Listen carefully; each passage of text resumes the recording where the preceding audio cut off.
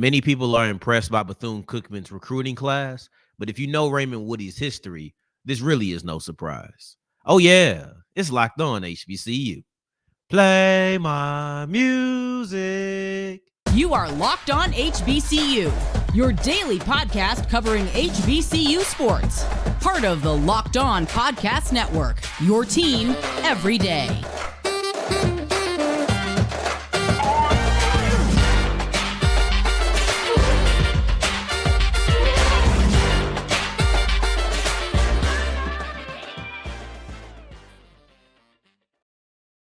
What's going on, family? Welcome back to another episode of the Locked On HBCU podcast, your number one daily one-stop shop for everything HBCU athletics. Monday through Friday, part of the Locked On Podcast Network, your team every day. And I, of course, am Darian Gray, a.k.a. the Mouth of the South, Texas Southern alum and former TSU Herald Sports editor and current contributing writer at USA Today's Saints Wire.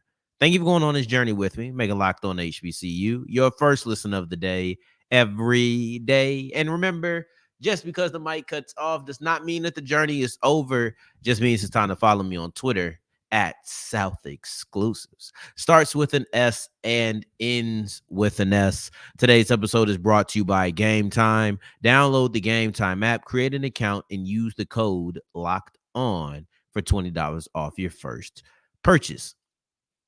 We wrap up today's episode with a highlight. We wanted to do the national players of the week, but I couldn't find them this week. I don't know what happened, but I was able to find the SWAC players of the week. So we'll roll with that, Before that, we'll be looking at Norfolk State versus North Carolina Central, which happened this past Sunday. This was a matchup of kings, and I cannot wait for the rematch. But prior to this, Bethune Cookman, the one you've been waiting on. Drum roll, please.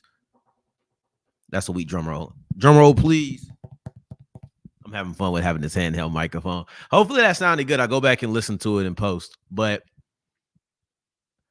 Bethune Cookman has a pretty solid recruiting class. They have one that people are excited about this upcoming year. And I feel like if you know Raymond Woodie, this is no surprise. This is what I expected him to do. In a way, I view this as Raymond Woodie's true beginning as Bethune Cookman's head coach. And I understand that he was the coach last season. Technically, that was his first year. But Woodie's a recruiter. And he wasn't able to recruit his guys going into that season. So it's very difficult for me to consider that his first year. Now, I would hold that same kind of grace period to most coaches, but especially a guy who is known for recruiting. This is what he does as a specialty. One of the guys that he recruited this offseason was his son, right? And I don't know why I said son with such a sympathetic type of tone, but he recruited his son to play ball for him in his last year of eligibility at Bethune Cookman. His son also went to college at Florida State, where Raymond Woodie, Coach Woodie, because they're both Raymond Woodie, Coach Woodie was a coach. I don't think it's a coincidence, right? So I would assume that if given the opportunity, Coach Woodie probably would have brought young Woodie to Bethune Cookman in his first year, but he wasn't able to because Coach Woodie was hired February 6th, 2023. National Signing Day was February 1st, 2023. So he was hired 5 days after recruiting. Now, even if he was hired 5 days before, it wouldn't have made that much of a difference. It's more so the fact that he was close to, but especially since he was after recruiting or signing day. That doesn't give him the opportunity to do what he does best, which is team building, team filling out the roster. He doesn't get the ability to do that when he's brought in after signing day. So now you get into his first early signing day, which is the December period, and he has a good recruiting class. Now, I'm not much for recruitment. That's not my forte. It's not something that I really spend a lot of my time diving into. That's not the part of the business that's top 2 on my list, right? Like that's just not it. But I hear how people reacted to it. I hear the reaction, the impression that it made on folks. And I'm not really surprised that he brought in a recruiting class that was able to make that impression. So Woody brought in 7 FBS transfers.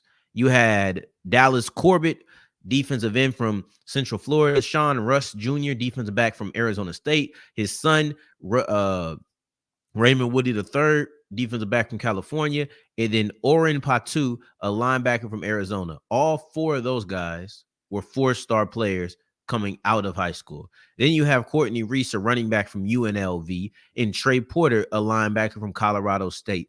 Both of those guys were 3 stars, and you have Lorenzo Jenkins, wide receiver from Pittsburgh. That's 7 FBS transfers, and I understand why people are excited. And that's really all that recruiting is. Recruiting is all about generating excitement because, especially when you're bringing in transfers, it's hard to know exactly what you're getting, right?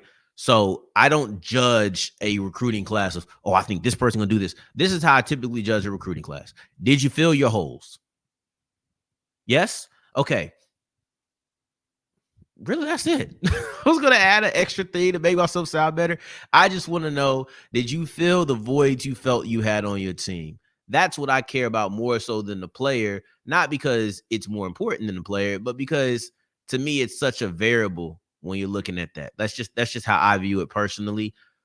Unless I know the player. If I know who the player is or I've heard something about the player, then I can be excited. But most times it's about filling the voids. But the fact that he had 7 FBS to FCS transfers is nice, and it's a solid addition. And this is only since that was at December 30th. I think there might have been somebody since then that I'm just forgetting. But this is a guy who has built his reputation on recruiting. This is what I expected him to do. I will say it was a bit surprising that I saw him get this recruiting going so fast because Bethune Cookman really didn't have any success last year. They won 2 out of the last 3 games. They lost to FAMU in a season finale, but they lost their 2 games or won their 2 games prior to that. Maybe that was a selling point. We're turning things around. I'm not sure, but Bethune Cookman is doing this coming off of a 3-8 record. If they can start to build, if they can get to maybe a 5-6, a 6-5, if Bethune Cookman comes out of this year with a winning record, their recruiting class in 2025 is going to be ridiculous because that's how good Raymond Woodie is.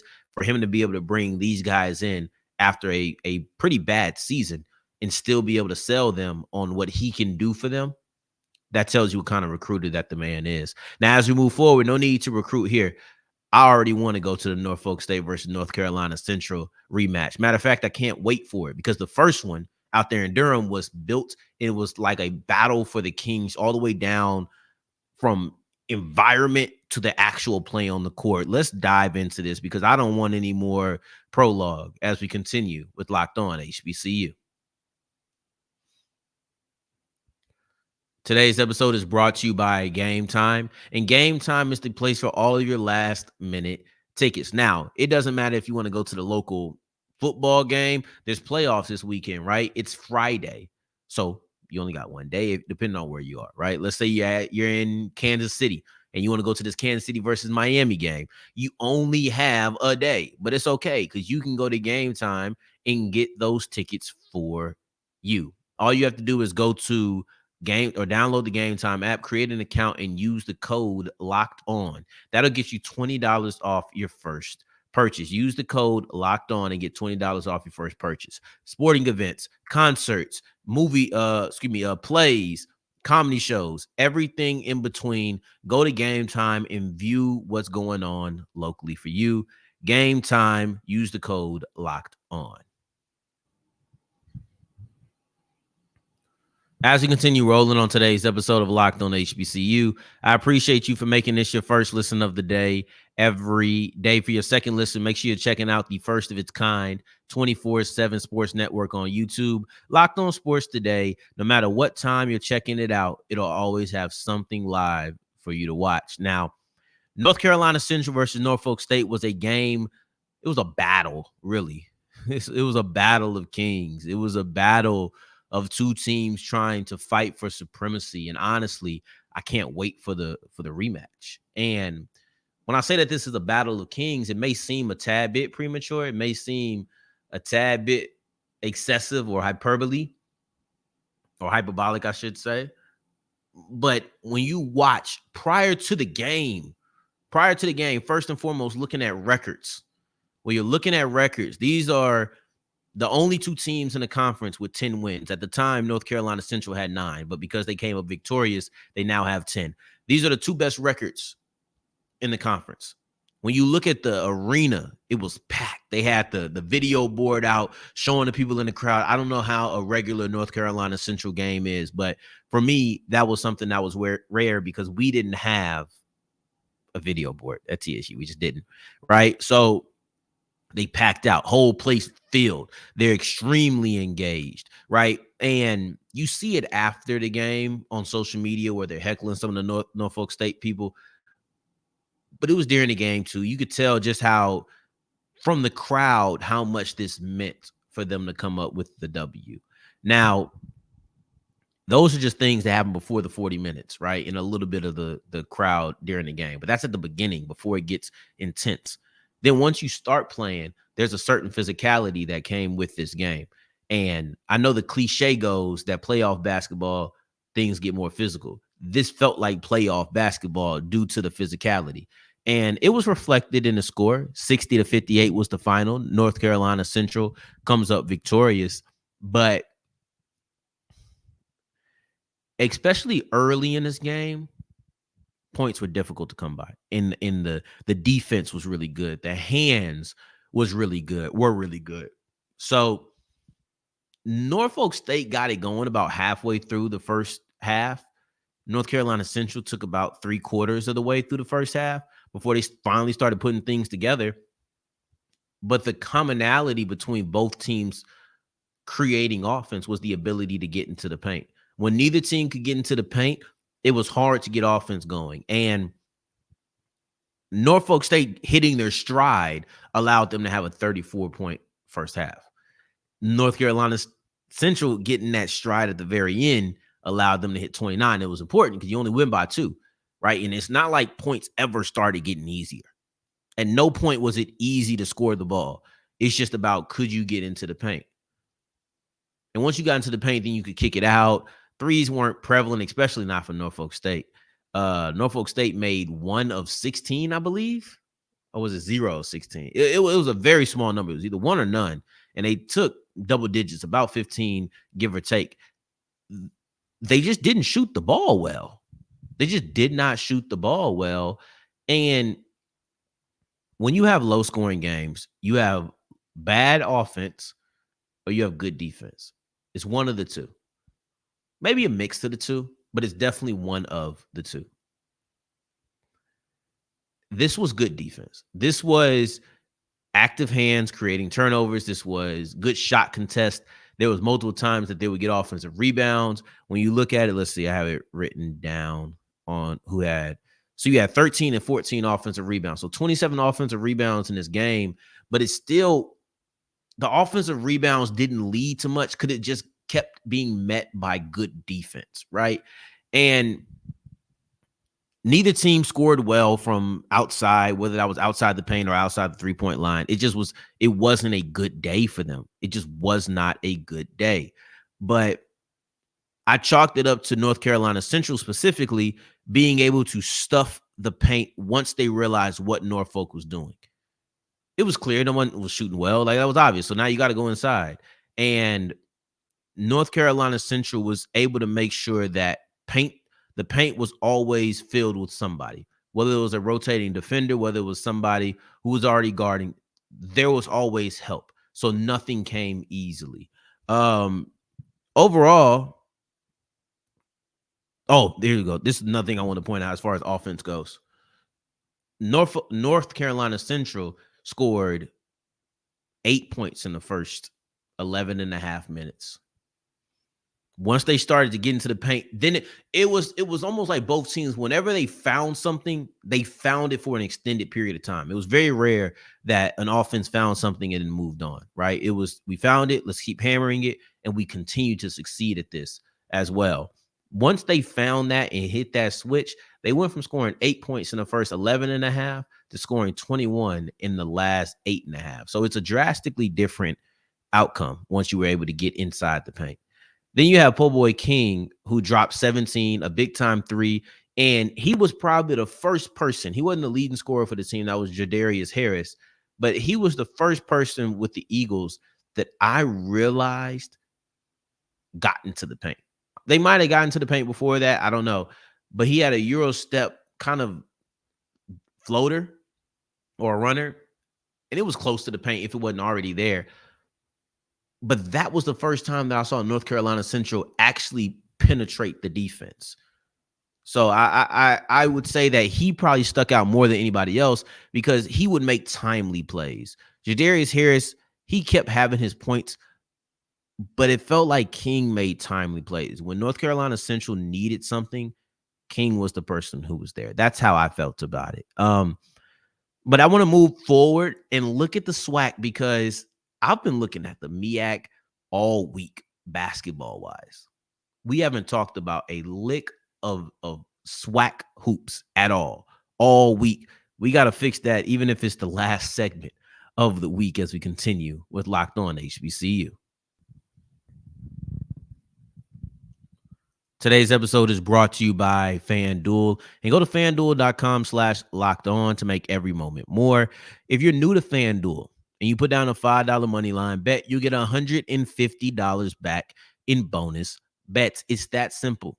Win or lose, win or lose, win or lose. Go to FanDuel.com/lockedon. Put down a $5 money line bet and you get $150 back in bonus bets. Now, playoffs start tomorrow. We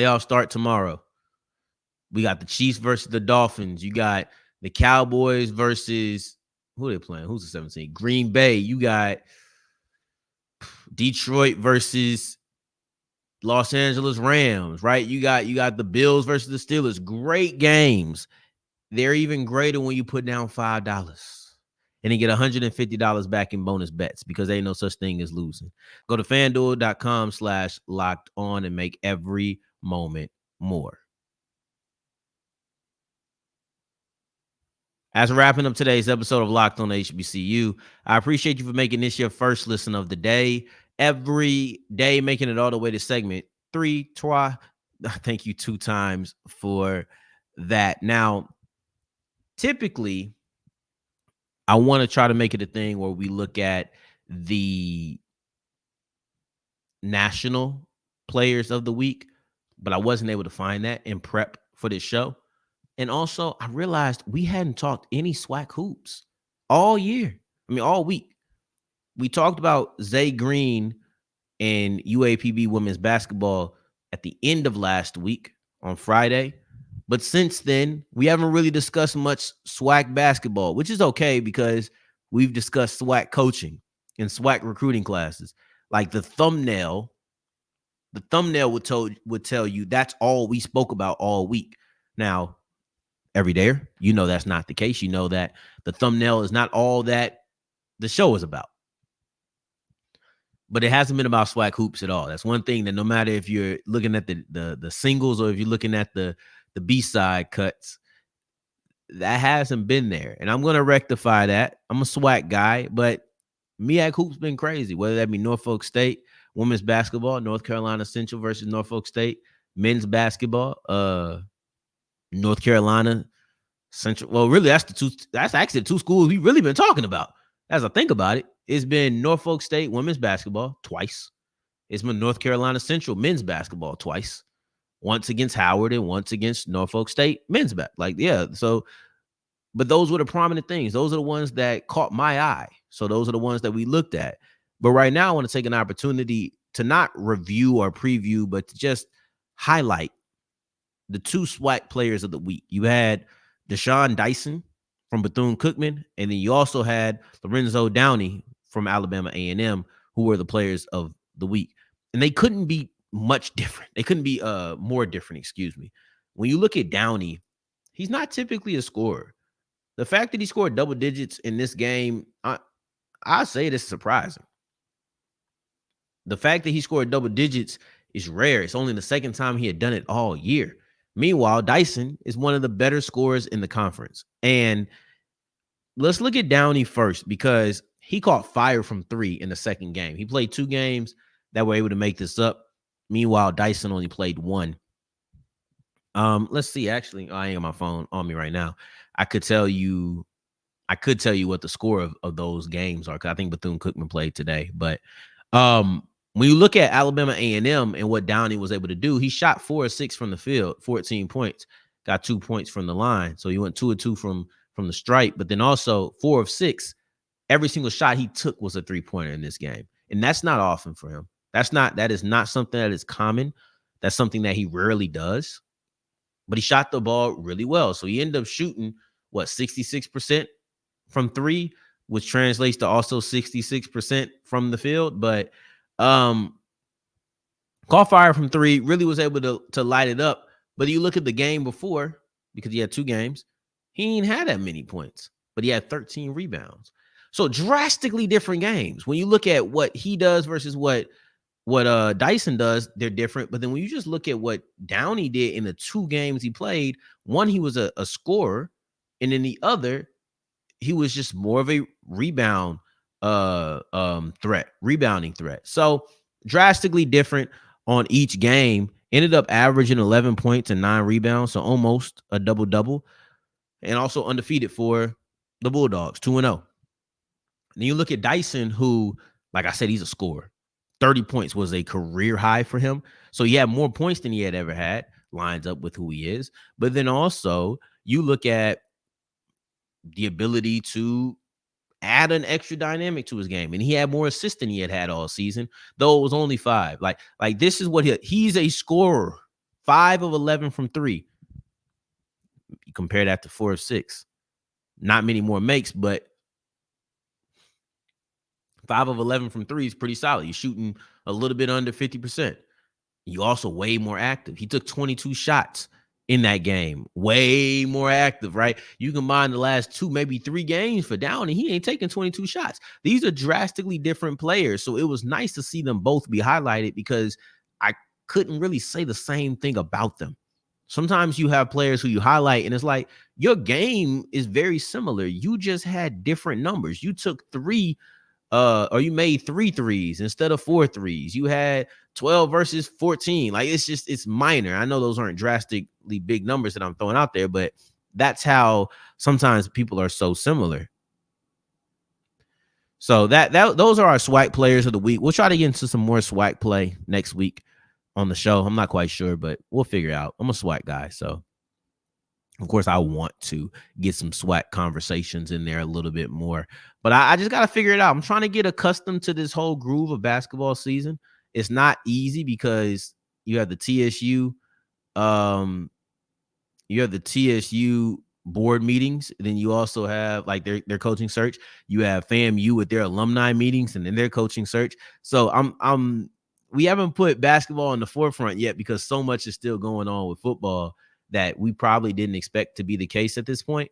But nevertheless, we will start getting into basketball season, and it'll be different. I don't know how the show's going to change, but it will change because we'll be more basketball centric. We won't just be having football topics all the time, and I will give basketball its proper due, its proper shine. But that'll be next week. But who knows? Actually, I think next week's going to lead off with, fingers crossed, TSU hiring a coach. They have another board meeting on January 12th, and unless something despicable comes out of it, I don't plan on talking about it unless it's a coach. So we'll see. But in the meantime, in between time, I appreciate you for making this your first listen of the day every day. You can catch me on Twitter at South Exclusives. It starts with an S and ends with an S. Until next time that we hear each other, family, take care. Stay blessed. Peace.